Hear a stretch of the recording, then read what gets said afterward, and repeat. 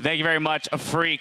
Our series is tied up. We have a series 1-1 now. ROX striking back big. Here's the thing. I feel like we can skip over Champion Select because nothing really interesting happened there. Am I right?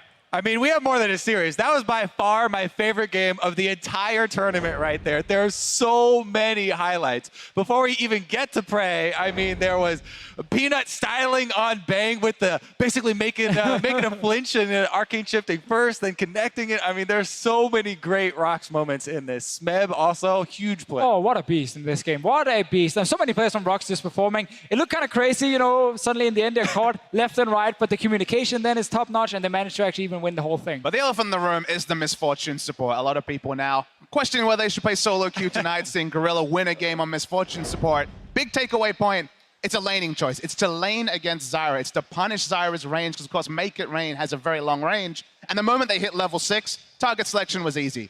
The flash is down on the Zyra, just Ash arrow the Zyra, combo in, Wombo, dead, and that was just what they did. They tried to lead the game, and as the casters were hitting so often, this was definitely mid-game or bust for ROX Tigers. And the best part is that not only do they pick this, but they play around it with everything they have. Multiple double teleports down to the bottom lane to make this MF support work and make it work well. That's why the summoners kept being down. Smeb was down there. Kuro was down there. I mean, Kuro was just like, I don't want to play against Faker. I'm out of here. I'll take teleport and play a support. He's like, take my tower as well. Just, you know, you're gonna be a carry. I'm just gonna build full support on this combo, and that's fine. The other thing about this MF thing, like, it's because we have this meta where you can just play 2v2 lane all the time. People don't even lane swap after 5-6 minutes anymore because they learned it's just too risky. You lose your tower too often, so it's always full laning phase, setup dives. Their build, however, was even more surprising. So he went obviously standard support at first, and then he actually went AP first, and then he went into Mortal Reminder as his first item. So he wanted to buff up his ulti, which is physical damage, obviously, with as much armor penetration as possible. Going Mortal Reminder, though, was completely useless because there was almost no armor on the side of SKT, and he actually went for flat penetration later. Swap them, please. Go flat penetration first. Take your Mortal Reminder later. It has more value for you. One of that executioner is calling for 3 people Expert on the other on side. Misfortune support. But let's not get into the game elements of it. And let's not forget that Peanut, who was struggling in game 1, getting completely out-jungled by Bangy, this time around gets that first blood in the top lane with a very, very, very patient counter gank. Yeah, I mean, so one of the things that we did mention coming into this, and one of the big strengths of Peanut was the mental aspect of jungling that he does bring to it, right? He attempts a lot more counter ganks than we highlight. We only highlight the ones that are successful, but there's so many times where he moves into position to wait a couple seconds, you know, recalls there, or makes a feint somewhere on the map where he's setting these up. And when they do hit like this, it's just a huge advantage that they get. And Smeb, you have to also give credit to him. His bluff, you know, the amount of time he spent there. SKT bought a hook, line, and sinker. They went all in. The Ghost was already down. Olaf walks in. They checked the second brush, and the penalty was pretty severe because Smeb, one lane, got out of lane, and okay, the matchup later gets not great for the Rumble. You know, he was struggling in the 1v1, but the teleport plays were really critical for ROX Tigers to win this game. It's also against the Rift-Tailed Echo, obviously. And I know now the bot lane is going to get a lot of the fame because of the MF and the arrow in the end from Prey. But honestly, this game, to me, early game, was like Smeb and Peanut being better than Duke and Blank. And that was something we highlighted earlier coming into this, how important it is for ROX for those two guys to perform, to win early on. All right, time to get into some fights. 15 minutes in, a 4-for-0 for ROX Tigers around the Dragon Pit. Let's go ahead and take a look. Yeah, this fight was so crazy because SKT actually doesn't have vision, and look at your minimap, guys. Ezreal is at the tier 2 bot lane tower, so SKT are not in a position to fight this, and they TP in anyway. Faker gets caught first because he has no vision in that top bush. They actually walked in completely blind into the river.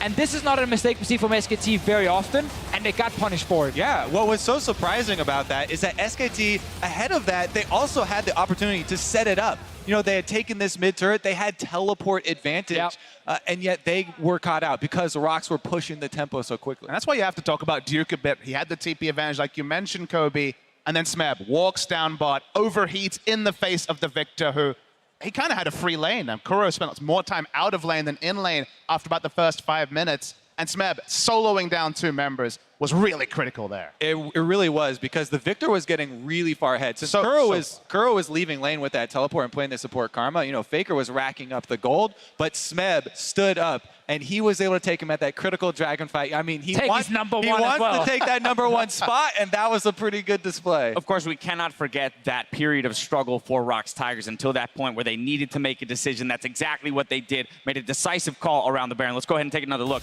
Brought to you by Acer. I mean, they have to take the Baron here. That's the big call. They had the mid-game items, even third item Ludens from the Karma. They had no thoughts of taking it 45 minutes. This is the one period they chunked out Faker. That's why he's still not at the fight.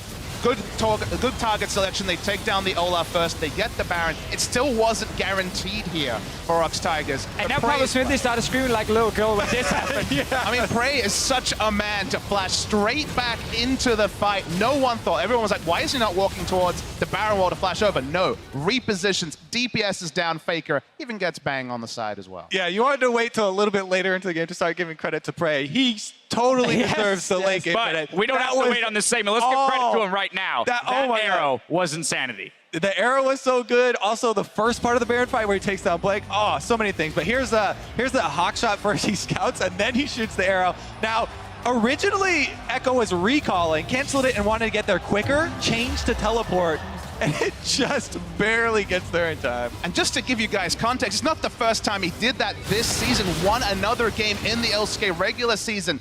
Ashe arrowing down and stopping a teleport. This guy's calculation, one of these Season 1 Ashe players, they don't miss arrows, and he won the game literally on an arrow to stop a TP. And you can just see in games like these, like why it's so hard to beat these insanely good Korean teams. Like this game here, ROX Tigers, they never threw away the lead. They just kept the goal lead at all times.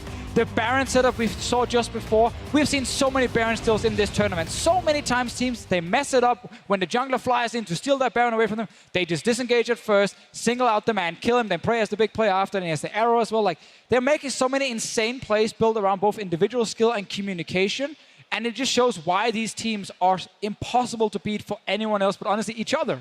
I mean, there's some games where you're on the desk, you're watching the game, you know, you're taking your notes, you're quiet, it's a quiet game. We were hooting and hollering all around. Screaming. This was an insane game, straight from the misfortune pick till the 34 minutes of the game. It was a delight. Prey killed the Olaf that was coming in for the smite. Prey then dodged the Zyra roots that was the main CC. He chased off the backline and then flashed over to kill Faker. Yeah, he definitely deserves a lot of credit. I feel like notes go out the window after this game. But it's all tied up at 1-1. And when we come back, it's game 3 between SKT and ROX Tigers. Stick around.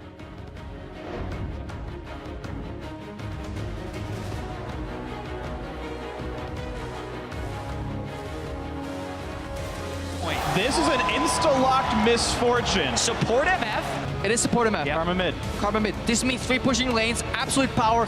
Early game. Ashe arrow. Arrows land on the Wolf, and it's just going to be too much damage too fast. Rumble cut Faker. Break secured, and wow, Faker's just going to die at the outset. Only one nugget for the Strength of Thorns and Prey. With a nice flash, gets away from the Echo. Juke is out of this one. Wolf also going to burn down. It's Smeb just on a killing spree on this one. Nice! Prey dodging away from the CC, but he could get back. He could get shut down, but he trades it back, and Prey stays alive. Duke makes the big play, shuts down the 80 carry. ROX doesn't actually have to stop pushing right now. They can delay the recalls. The Ashe arrows. Look at the arrow. He can teleport. He's gonna stop it. He stopped him. ROX Tigers answer back with game